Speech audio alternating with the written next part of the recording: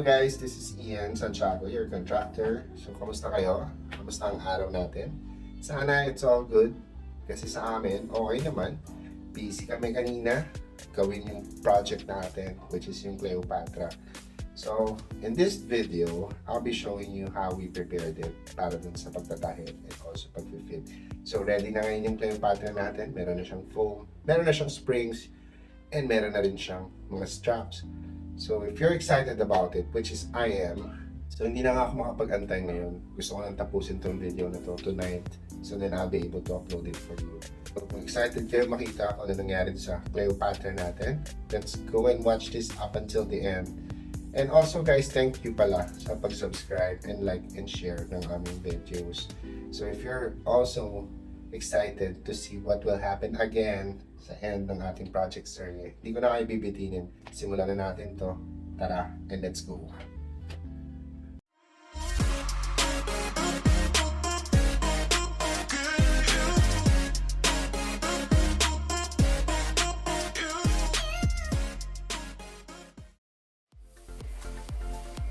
So, good morning guys! Nandito tayo ngayon sa loob ng aming shop. Isa namin laging ginagawa ang aming mga upholstery.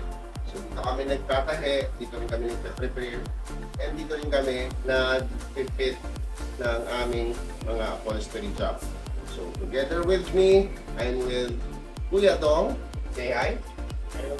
Good morning. Okay, so siya magpe-prepare ng ating Cleopatra. Siya rin na naglinis na to, kaya napakaganda ng pagkakaayos. So, simulan na natin. Nandito lahat ng materials namin sa harapan. So, Kuya Dong, ano bang una mong gagamitin? Lalagyan natin itong sa spring, Okay? So, meron tayong spring dito. at yung clip Okay? So, gagamitan din natin ng clip. Para to dito, no? para dito yan. Okay. So, ayan. Ang clip natin. Alright. So, meron pa tayong ibang materials. Po yung Pirelli na gagamitin. Okay. So yung Pirelli, siya magsiserve as a support para dito sa spring natin horizontally. So matigas to pag may attack na. Tapos may tali rin siya para sabay-sabay yung spring natin. Itatali natin siya para sabay-sabay yung spring pag umupo kayo. Ito. Yan po yung itatakip natin sa spring, sir. Okay. So pag nalatag daw niya yung mga spring at mayroon na tayong Pirelli dito na itali natin, lalagyan natin siya ng ating mga excess or mga wastage natin dating tela para mas matibay instead of sako. Okay? So mas maganda ang tela, pero syempre you don't use yung bagong tela kasi may presyo yun. Ngayon ito yung mga dating projects namin is natira. Kaya ito na lang din yung aming sinasacrifice. Ito meron din tayong power tools dito, meron tayong portable drill para sa mga black screw na gagamitin sa pagkabit ng spring, at also yung mga essential hand tools, mga gunting, pliers, martilyo. Nandito na lahat, kumpleto na. Simulan na natin to. Ready na ba kayo? Okay, ready ka na ba Kuya Dong? Ready na, sir. Okay, ready na rin ako. So let's start it. Let's go.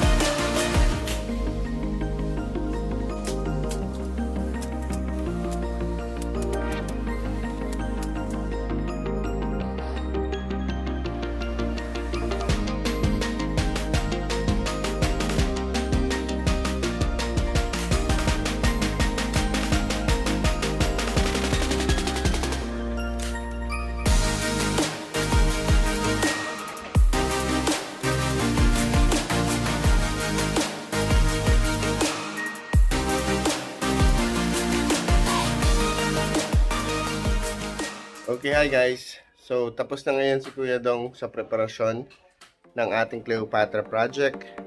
So, tingnan natin yung sofa ngayon. Hi, Kuya Vic! So, ito na. Ayan. So, napakaganda ng preparasyon ni Kuya Dong para dito sa project natin. So nakikita nyo, napalitan na siya ng tela, which is yun naman yung normally ginagamit namin. Pamalit dun sa dating sako kasi mas maganda siyang gamitin. And nalagyan na natin ng spring yan. May mga spring yan. And also meron na rin siyang Pirelli para support. Same as here. Okay. So pasalamat tayo sa napakaganda at napakalinis na preparasyon. So abangan nyo ang susunod na kabanata.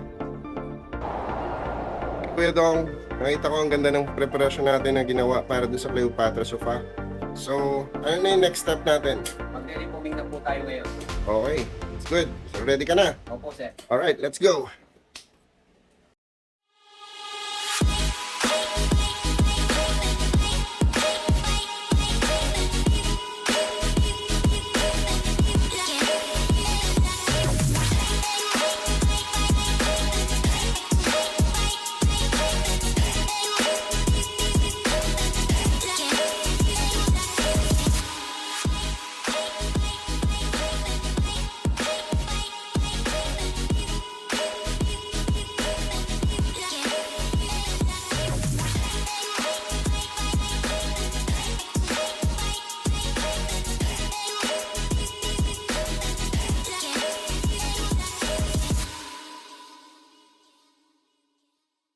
Okay guys, so ito na yung ating Cleopatra now.